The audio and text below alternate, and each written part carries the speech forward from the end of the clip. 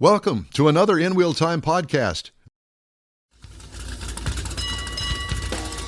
From the Sugar Shack Studios in Texas, USA, it's the award-winning In Wheel Time car talk show. Just ahead, with car sales hot, we check in with Carfax's Patrick Olsen on what to look for when buying a car, new or used. Jeff has the Cruise In and events calendars. I'll bring you stories making automotive news headlines this week. That and more coming up in this half hour. Howdy, along with Mike out of this world Mars. We always need more Jeff Zekin. Chief Engineer David Ainsley is up. We don't know what he's doing in the backyard. I'm Don Armstrong. Glad you could join us today. Thanks so much for being here with us. And also, we'd like to thank Patrick Olsen with Carfax joining us this morning. Patrick, it's always good to see you, my friend. How you been? I'm doing great, guys. Thanks for having me. Well, thank you. I'm sorry to have put you through all of that because I know that he's been on hold there for about 10 minutes, and he was subjected to all of the shenanigans that we've got going on this morning. But it was a good story. Yeah, it was. It was a good story. It was a very good story, yeah. Yes. As a matter of fact, I think that there was a Carfax involved in Jeff's trade-in where he took the 3.3 and changed it out with a V. Don't you think? I'm sure you could get by with that, don't you? It was tubbed out. It had a blower on it. It sounds a little sketchy, to be honest. There's no doubt about it. So I don't know whether you want to start with new or used cars. I know that your thing is used cars, but I know that you're really focused in on new car sales because new car sales has a direct impact on used car sales. Give us your take on that. So I would say, in terms of buying new, like right now is probably a great time as the questions about tariffs are kicking around. There's still a decent amount of inventory on dealers' lots right now that was there before the tariffs. And so dealers are eager to, sell those. And we definitely saw a surge in sales in March and the first half of April as kind of double what we saw a year before. So there's definitely a lot of consumers who are trying to beat whatever price hikes are coming with tariffs. So if you want to buy new, I think now is a good time to out and see what's around before the pickings get slim. Well, But of course, for me, I'm always thinking about used cars. And, as we get to graduation or summer jobs for teenagers and things like that, I think parents have to consider a lot of things when they're figuring out what car to get their teen or their grad. Well, and, I will tell you that there was a time, not that long, well, it was a long time ago, but it wasn't a long time ago for us older friends. And I will say that I had a chance to, give my daughter a 16th birthday gift for a car. And I went out and found a slightly used car that had been repossessed somewhere in the Carolinas, and it was a stripped down model of a Ford Focus. It was less than a year old. It had 1,200 miles on it, burn holes in the back seat from cigarettes or other things, and it had a 5-speed manual transmission and crank windows and a 2-door, black with a beige interior. She still has the car, will not get rid of it. Of course, it's not worth any money, but it's sentimental value. But there are those kinds of cars out there in the used car market that I think are real bargains not to be overlooked, especially if you're trying to save a few bucks. Absolutely. For example, my daughter went out recently and bought a 3-year-old used Hyundai Kona that only had 12,000 miles on it coming off of a 3-year lease. So she found, quite a great specimen for her. I think the crucial thing is make sure you know what the car's history is. Like for a car with 1,200 miles, that's a great find, but I would be worried about why is it for sale after only 1,200 miles? Was it a lemon? Had it been in a flood? Something like that. And that's where the vehicle history report from Carfax can really save your hide. Right. And this particular car that I bought her, it seemed to be, there was nothing wrong with it. It hadn't been wrecked, none of that stuff. But about 3,000 miles into it after we took ownership of it, the clutch went out. And it turned out that and it had one of those slave cylinders inside the bell housing and all that sort of stuff. And it would have been fairly expensive to fix had I not bought it through the dealership because it came with a limited warranty that it covered that. Yeah. So that's something else to keep in mind. I absolutely agree. So a lot of people think that all extended warranties, which isn't your situation, but for a lot of folks, the extended warranty is an option. To me, as long as you can negotiate the price to a reasonable amount, they'll very often start at $3,000 or so to get one. I have negotiated several times for used cars. The last one was several years ago, but like $1,600. And for me, every time it's paid off. My son had a Ford Escape, and he left all the windows open in a thunderstorm in Illinois, and it poured water right into the transmission, right through the gear selector. And it was a $3,000 fix that was covered by that extended warranty. So, there's some peace of mind there. Yes, there's an expense, and yes, you might not ever use it. But to me, that really paid off. Well, we see so many warranties now after the warranty is over with your regular car, whether it be extended. You know what I'm talking about. Yes. And I had to deal with one just a few years ago, a friend of mine's car, and it was an absolute nightmare dealing with this car. Well, we'll cover that, but we won't cover this, that kind of thing. My take is on it, if you've got a car that you've done all the homework on it, you've got your Carfax, you've done everything right. Yep. If you want to have an extended warranty, my suggestion is, of course, if it's not too much, set aside $50 a month, put it in a special account, and that is your rainy day car fix account, because that's what you're going to do if you have an extended warranty. Yeah, for sure. And then you still have the money if you never need it, which is the real benefit of that. Yeah, for sure. Exactly. No, absolutely. What's a good bargain in the used car market right now? So used sedans are a great bargain right now. Americans love pickup trucks. They love SUVs.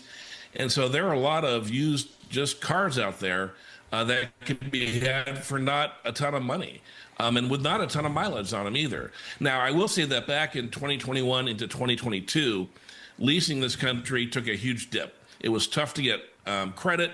And so there's many fewer lease cars coming off of leases than there were, say, in 2023, 2024. So that makes it a little harder to find those deals. But, there are a lot of good, solid, Honda Civic, Honda Accord, late model Chevy Malibus, the Toyota Camry. There's a bunch of cars out there that can be had for not that much money that get really good gas mileage these days, have decent power, and are going to be solid, reliable, transportation for you. I don't know about 75 Altima, but these other cars would probably do all right. The one that was in the race down at Cleus McFarland's place. Yes, exactly. Absolutely hysterical. All right, so let's take that one step further. Had somebody ask me not too long ago, well, I found a car that I'm really interested in, and it's at a Hertz or National Car Sale place. I'm going, I don't know as if I would go that route, because it may have a Carfax, it may not have been wrecked. But, dude, when is the last time you had a rent car that you didn't really rev it up, trash it out, hit the emergency brake, do ugly things to it because it's not yours? I've never done that. You liar. No, I haven't. Well, they're definitely, there are definitely two schools of thought there. Some people think like you do, and frankly, like I do.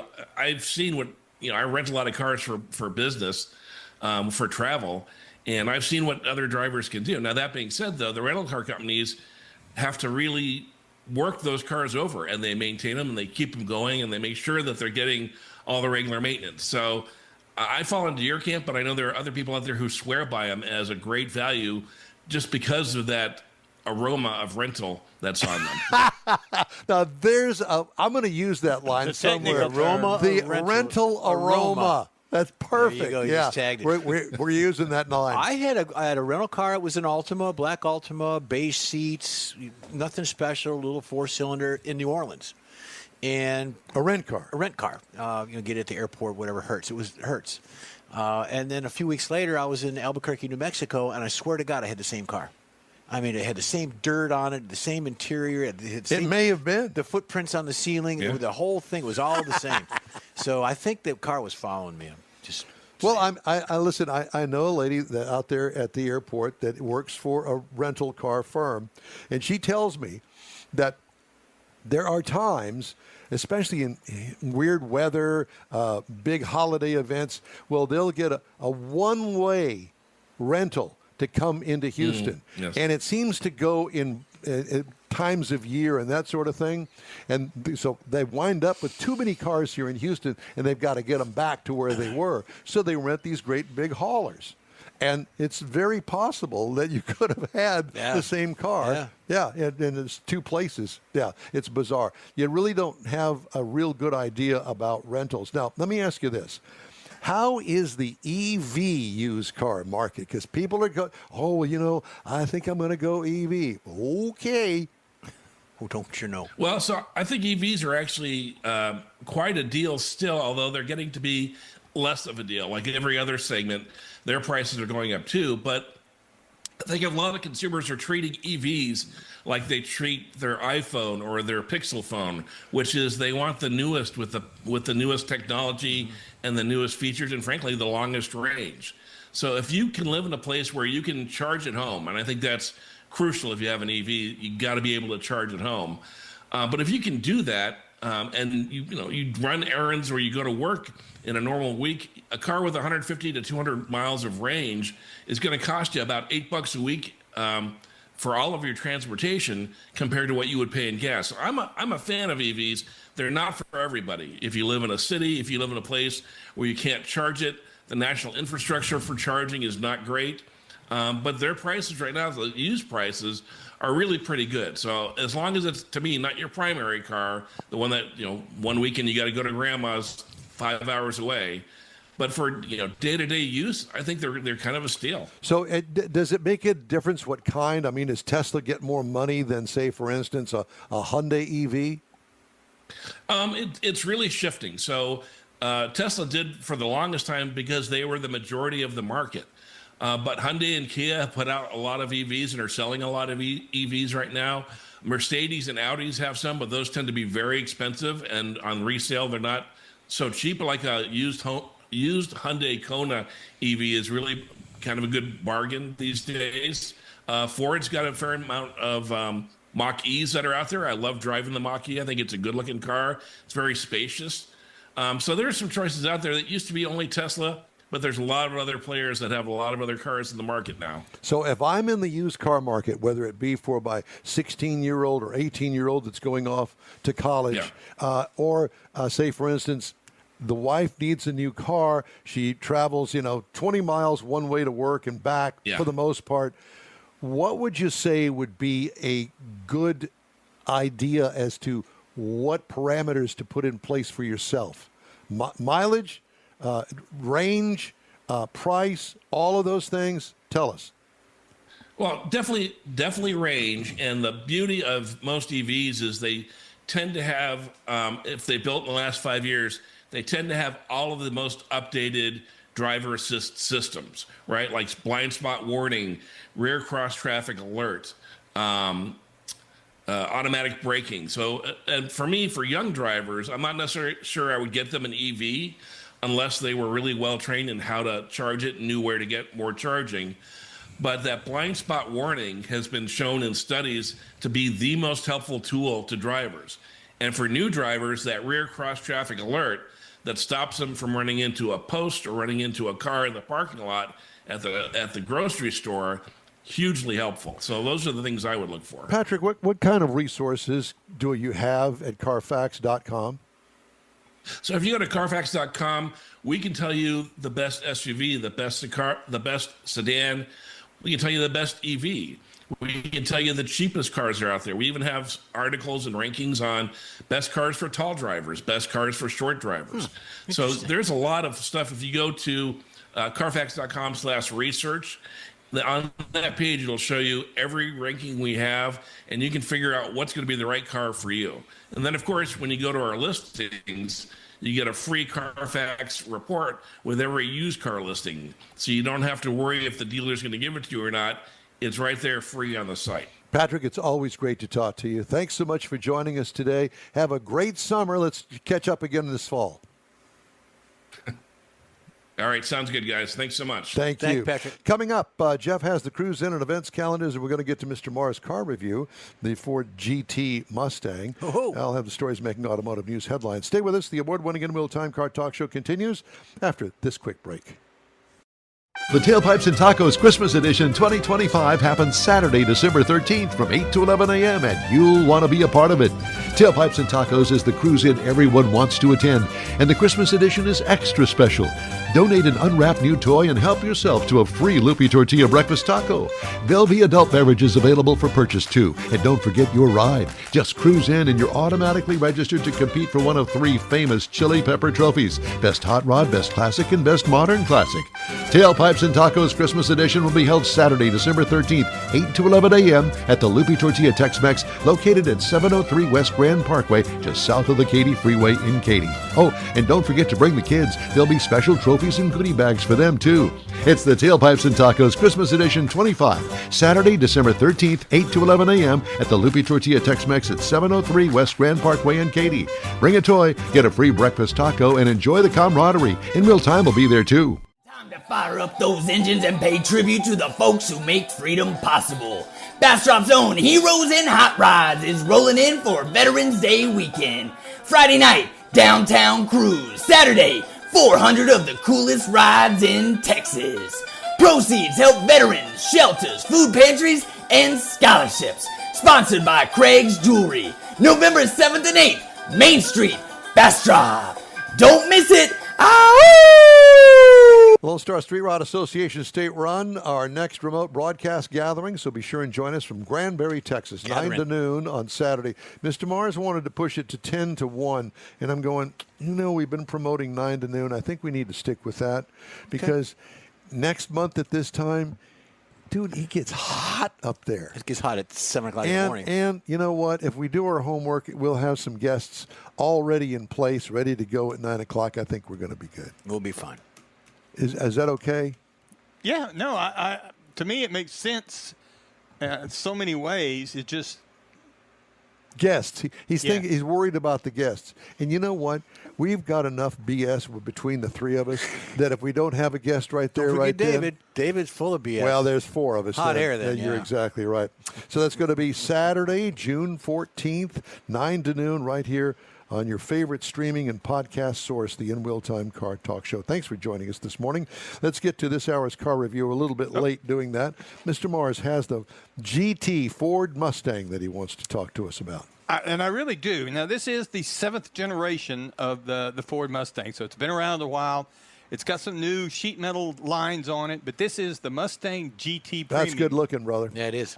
Now, this car comes in 4 trim levels. 5. I can't count.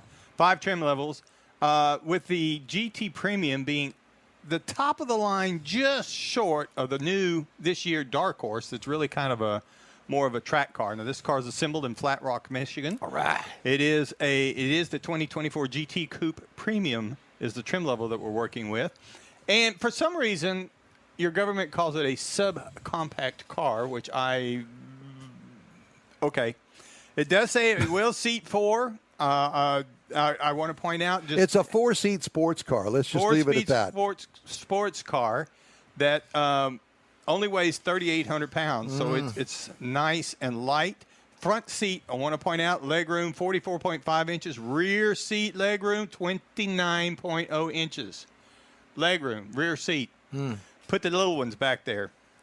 Up front, you're going to find that you've got the Mustang lighting approach lamp, so you got the little Mustang emblem that's really cool looking on the ground. Auto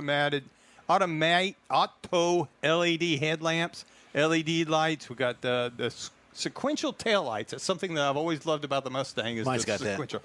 I really like that. Looks really cool. Rain sensing wipers. Got the Brembo braking on it. Black calipers with white lettering. It's kind of different for the GT package. It's got a rear wing on it. It's called the performance wing because it's not just a little spoiler sticking up there. It's got some angles and some things to it that's supposed to help it whenever you get up over speeds you're not supposed to be doing on the street. It's got the active valve exhaust system. Now, I love this. Got different settings you can put on it. You're on the track, got a track mode. You can put the exhaust on it, drowned out all the road noise. Really cool going down the road. But it's also what I got what I call the 2 a.m. setting. You want to come home at 2 a.m. kind of quiet. You can put it down and it muffles it What down. do you know about that? I'm just saying, I've heard stories about people that need to You're kind of such a sneak liar. home at No, he's 2 just always a.m. coming in at 2 o'clock in the morning. That's what it is. Exactly. Well, he's meeting his granddaughter that's just coming in the front door Yeah, from work you know. half the night. Yeah, yeah. And we were rolling on some optional 19-inch wheels. Has some 355 gears in the back of this thing, so it's got a little juice on it. So it's got what I really liked. It's got some of the newer age styling on it, but it's got a lot of the classic Mustang touches. You know, like the tail lights and the hood scoop, things like that. Now you get to the interior, and this is where it's been some updates done. Got a black leather onyx leather trim across the interior. Front bucket seats. The rear seat is a split folding. It's got ambient lighting on the inside of it that you can adjust. Now, what's new is it's got a 12.4-inch LCD digital instrument cluster that you can adjust and kind of range the way you want it. 13.2-inch LCD center stack screen. This is where you're going to find your convenience controls, your navigation, your audio, the whole infotainment system set up.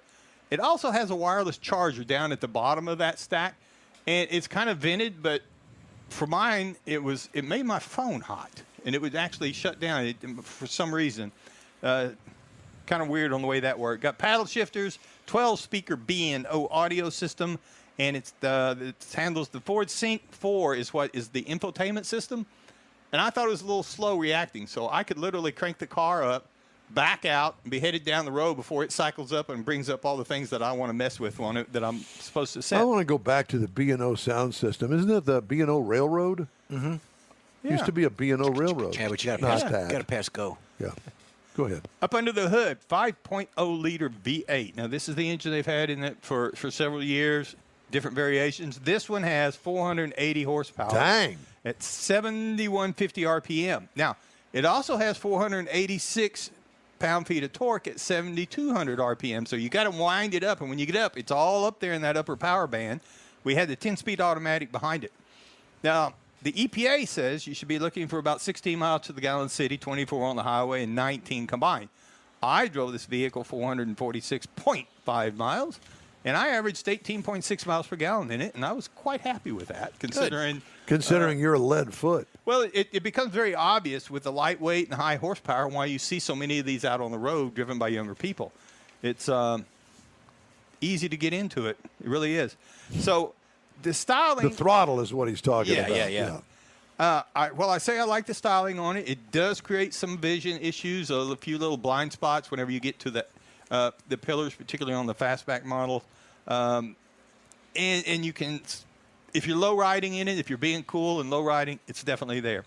Got a typically firm ride for a sports car, but you can turn up the audio and the exhaust and drown out all that business. Base trim price on this vehicle is $47,390, which is another reason you see so many of them. $47,000. Okay. Yep. The base model price is $31,920, and I want to point out that is a 2.3-liter EcoBoost engine with 315 horsepower. So this is not a stripper model with no juice to it. Our MSRP is tested $61,580. Had a few options on it. Looking for something to compare it to. I mean, obviously the Dodge Challenger that they don't make anymore, but I found a 2023. They started around 30. 24 Chevrolet Camaro starts at $32,495, and the 24 Nissan Z started at $42,970. So there's some more two-door coupe, small 4-passenger vehicles that you can compare it to, but it's definitely the Mustang. If you're looking for a Mustang, it's one you're looking for. Thank you, sir. Time now for the Cruise In and events calendars. Jeffrey has that. You betcha. So next week, the 24th, you got Saturday at the Ranch. This is in College Station, Texas, 4115 Texas 6 Frontage Road from 11 a.m. to 3 p.m. Now, this is actually for two-wheelers and four-wheelers. It's going to be at the Ranch Harley-Davidson. The Ranch RV in College Station is for cars and motorcycles, trucks, everything with a wheel. So they've got, they're hosting some exciting things. They've got beverages, both adults Wheelbarrow and non-adult. races? No, but they've got the Glitz Dolls are coming. The Glitz Dolls will be there. I have no idea what that means. DJ Nick Don's Catalina's smiling Beats. like he knows. Yep. And Macondo Grill food truck's going to be there. So Barbies. very exciting. Again, on the 24th, you got Montgomery Cruise, weekly cruise into Montgomery, 943 Eva Street in Montgomery. So that goes from 6 to 9. It's behind McDonald's and O'Reilly's in the parking lot by the Brookshire Brothers. So if they're still open, go get yourself a suit. On the 25th, you got rides. A suit. A new suit. New suit, a Brooks Brothers suit. Might get some shoes, too. Rides and Coffee on May 25th. That's Sunday, 9 a.m. to noon. It's in Katy, Texas. Got a lot of stuff going on there for Rides and Coffee. And then you got the Trucks and Tri-Fives meet. Very little information on this right now, but it's next Sunday, the 25th. It's at 501 South Austin in Georgetown, Texas, which is north of Austin, Texas. So that's going on. And, of course, we've got our Granbury event coming up on June 14th. 3-day event. We'll be there from whenever, from 9 to noon, 10 to 5, 6 to 4, whatever. We'll be there. Look for us. There. We'll be stalking around in the park park there. We'll be there. Google affiliate Waymo said it's recalling more than 1,200 self-driving vehicles to update software and address risks of collisions and chains, gates, and other roadway barriers. After U.S. auto safety investigators opened a probe last year, the recall affects 1,212 Waymo vehicles operating on the company's older fifth-generation automated driving system software. Waymo has over 1,500 vehicles on the road across San Francisco, Los Angeles, Phoenix, and in Austin, Texas. NHTSA opened an investigation into the performance of Waymo's self-driving vehicles in May of last year after reports of its robo-taxis exhibiting driving behavior that potentially violated traffic safety laws. Whoops. You know, we should have asked Sergeant Woodard if he's ever pulled over a self-driving car. Yeah. The agency said several incidents under investigation involved collisions with clearly visible objects that a competent driver would be expected to avoid. Waymo, GM's Cruise come under increased regulatory scrutiny following a 2023 incident where a pedestrian was seriously injured by a Cruise vehicle. And Nissan Motor Company plans to cut 20,000 jobs globally as part of a ramped-up restructuring campaign under new CEO Ivan Espinosa. I wonder how much he's making. New plan calls for more than 10,000 personnel cuts, in addition to some 9,000 already planned as part of the embattled Japanese carmakers' revival plan. That's according to broadcaster NHK and Nikkei Business. The cuts will happen in Japan and overseas, they said. So, Nissan, serious issues they've had for several years since Carlos hijacked the company, went to jail, busted out, took a plane to wherever it was, Libya or somewhere. Yeah, something like that. In a box. In a box to get out of the country. Now, there's a guy that made, what, $100 billion friggin' dollars. Well, it was a nice box. It was a nice box. It was a nice box. That's it. $100 million box. Would have been. If you got out, it would have been. Yeah, these CEOs make way too much money. And once they get all their money, and he didn't. But he robbed the bank once he got back to Libya, wherever it was he went to. Well, I think he still had a couple of houses. And, Yes. It's not like he was, like you said, it He was a was- nice box. He wasn't liquid. There you go. Liquidity in his Hey, we'd love to hear from you. investments. Shoot us an email. The address here is info@nwheeltime.com. We will be back after these quick messages. Who doesn't like a social event? How about one that centers around your love for all things automotive? Another Gulf Coast Auto Shield Car Social is back. Saturday, December 6th, 9 to noon at 11275 South Sam Houston Parkway, just south of the Southwest Freeway. It's a morning packed with incredible cars, some of the finest rides in town, from classics to modern exotics. Here's your chance to talk to fellow car lovers. Grab a coffee and check out how Gulf Coast Auto Shield keeps these rides looking perfect.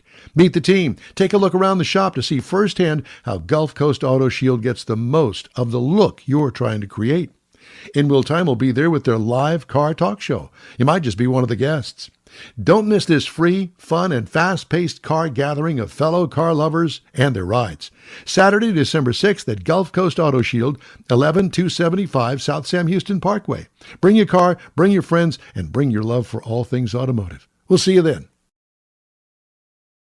The award-winning In Wheel Time Car Talk Show now reaches 5.3 million folks each year. Check us out on InWheelTime.com, YouTube, Facebook, and podcasts available from your favorite go-to source, including our live broadcast every Saturday, 10 to noon Central Time. The In Wheel Time Car Talk Show has informative automotive guest interviews, new car reviews, along with popular features including driving destinations, Jeff's car culture, latest car news, cruise-ins, and racing dates. It's all on InWheelTime.com. Join us. That's it for this podcast episode of the In Wheel Time Car Show. I'm Don Armstrong, inviting you to join us for our live show every Saturday morning, 8 to 11 a.m. Central on Facebook, YouTube, Twitch, and our InWheelTime.com website. Podcasts are available on Apple Podcasts, Spotify, Stitcher, iHeart Podcast, Podcast Addict, TuneIn, Pandora, and Amazon Music. Keep listening, and we'll see you soon.